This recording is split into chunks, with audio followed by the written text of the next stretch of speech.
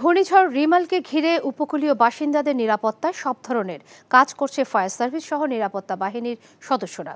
সচিবালয়ে স্বরাষ্ট্রমন্ত্রী জানান, জলোচ্ছ্বাসের কারণে প্রয়োজনে কারাগারগুলো থেকে বন্দীদের নিরাপদ স্থানে সরিয়ে নিতে আইজি প্রিজন প্রস্তুত রয়েছেন বলেও জানান মন্ত্রী। আর ঝড়ের সময় আশ্রয়কেন্দ্রে আসা মানুষদের ঘরবাড়ির নিরাপত্তা দিতেও কাজ করবে আইন শৃঙ্খলা বাহিনী। লোকজনকে নিরাপদ আশ্রয়ে সরিয়ে নেওয়ার জন্য প্রত্যেকটা নিরাপত্তা বাহিনী আমাদের কাজ করে যাচ্ছেন। উপকূলীয় এলাকায় কারাগারগুলো আইজি প্রিজন তারও প্রস্তুতি নিয়ে নিয়েছেন, মানে বন্দীদেরকে অন্যখানে সরিয়ে নেওয়া কিংবা তাদের একটা নিরাপদ রাখার জন্য যতখানি প্রস্তুতি নেওয়ার এবং তাদের খাদ্য সামগ্রী যাতে শর্ট না পড়ে সেগুলোর তারা একটা প্রস্তুতি নিয়েছেন।